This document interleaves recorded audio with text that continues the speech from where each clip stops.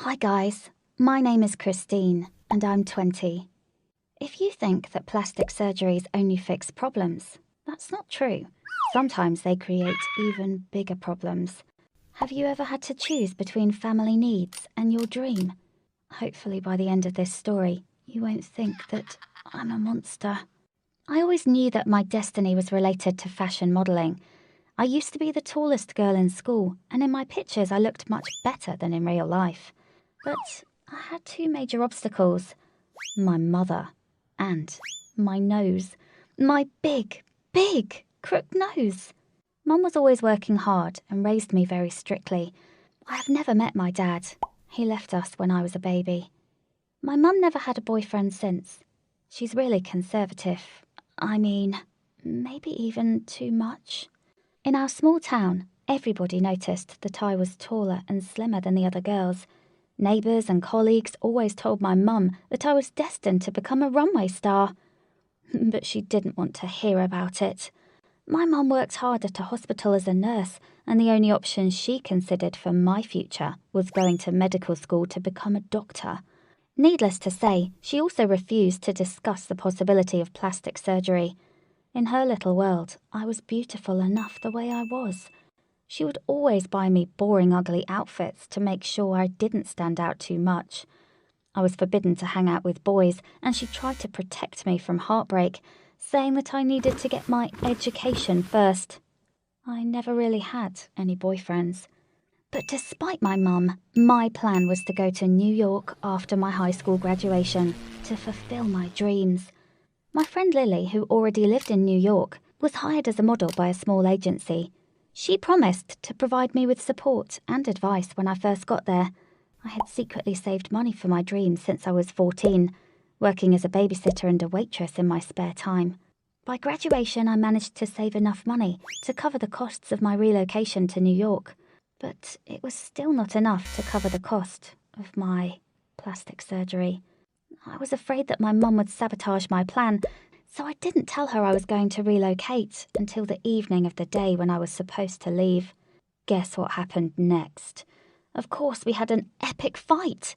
She started yelling at me, saying that she gave me everything she had, and that I was such an ungrateful daughter.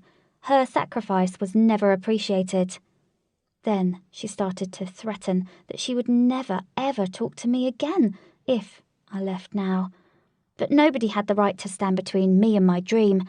With my eyes full of tears, I said goodbye and left. I cried almost all the way to the bus station.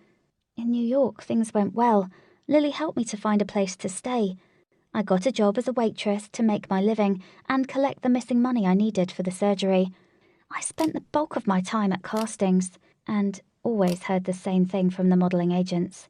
Girl, your body looks gorgeous, but that nose needs to be fixed. 18 months later, I was still working as a waitress, and I rarely received any job offers as a model. I finally managed to save up the entire amount for the plastic surgery. So I called the doctor and he scheduled my procedure. This hospital didn't look like the most reliable and luxurious place in the world, but that's all I could afford at the moment. As for my mum, we never made up, and I never heard anything from her during this period. But guess what? On the day I was supposed to pay for my surgery, I got a call from my Aunt Tina. It turned out that my mother lied to me about her financial situation. Our house was foreclosed on by the bank, and now she was going to lose it because she had gotten fired. Ironically, the sum she needed to cover the debt was almost equal to the price of my surgery. My aunt had 3 children and no savings. She couldn't help my mum financially. She could only invite her to live at her place. Mum has never been sociable and didn't have any friends who were eager to rescue her. I felt like I was the only person who was able to save her, but apparently she was too proud to ask for my help. When I hung up, I took a long walk to the park to get myself together. I questioned what was the right choice. On the one hand, I was so close to pursuing my dream, but on the other, my mother could lose our home and end up living in her sister's basement. It was hard, but I decided it was wiser to invest in my modelling career. If I got a good contract, I would be able to pay my bills and help my mum in the future. Anyway, She didn't even ask for my help directly, so I called my aunt and said that I had no money. Yes, I lied. And I'm a terrible person. I know. Later that week, I finally accomplished my goal. The nose job was done. But the recovery period was just awful. Lily tried to support me, but talking, eating, and even breathing was painful, and I had to miss all my shifts in the restaurant. After 6 months, once all the swelling was gone, well, to be honest with you, I can't say that I'm completely satisfied with the result. With this new nose, my face looked kind of artificial, like the nose didn't fit with the rest of my face. And the most upsetting part, I received a call from one of the modelling agencies I had visited earlier. They said they liked my pictures, but they especially liked my beautiful, exotic nose. Exactly what they were looking for, the agent said. He offered me a contract and said that in Europe my face would be in demand.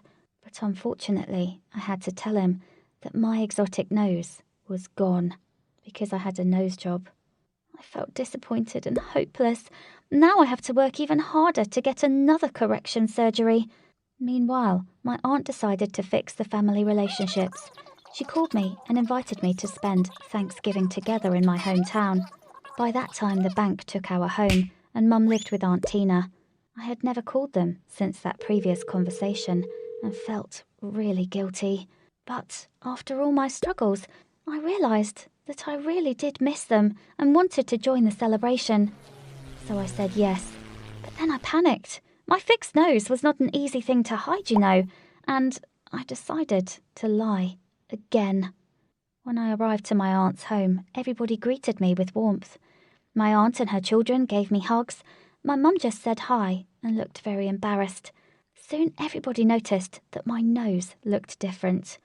When they asked about it, I lied.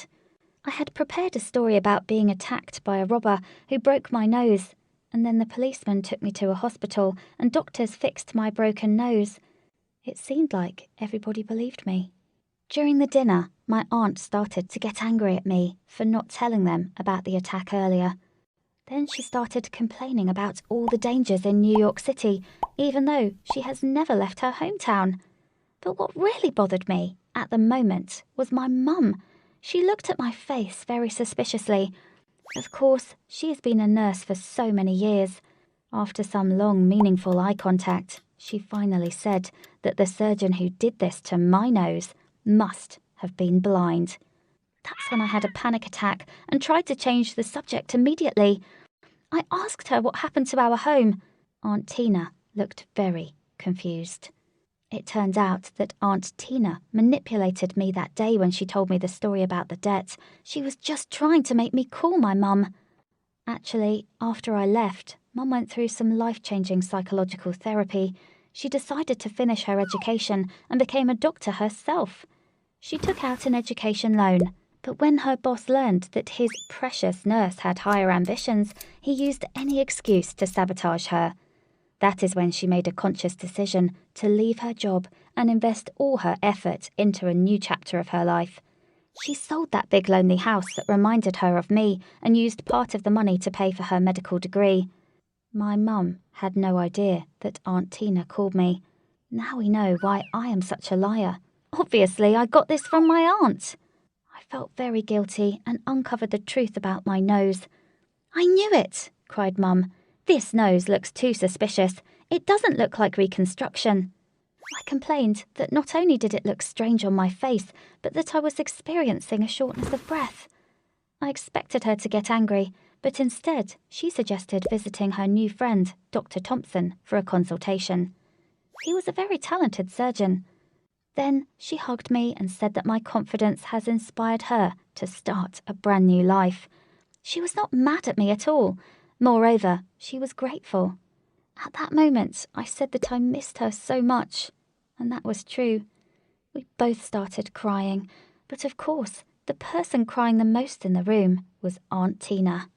The next day we went to visit Dr. Thompson. My nose situation was not hopeless at all. He said he was willing to improve the shape, to give it a more natural look, and, of course, improve my breathing. I also noticed that he was kind of flirting with my mum, and she was kind of liking it. That was the very first moment in my life when I saw my mother flirting with someone, and I was shocked, in a good way. I also noticed that she started to look more attractive in general. When we left the doctor, Mum suggested paying for the nose job this time, and I agreed. After my hometown vacation, I returned back to New York with my new nose. Of course, I need to wait until the swelling subsides completely, but this time I feel and look so much better. Now that this mess is over, I breathed a sigh of relief. It was not easy to carry such a burden, and it wasn't easy to carry such a nose. I realised that I needed to work on my confidence if I really want to succeed in my modelling career and in life. Hi guys.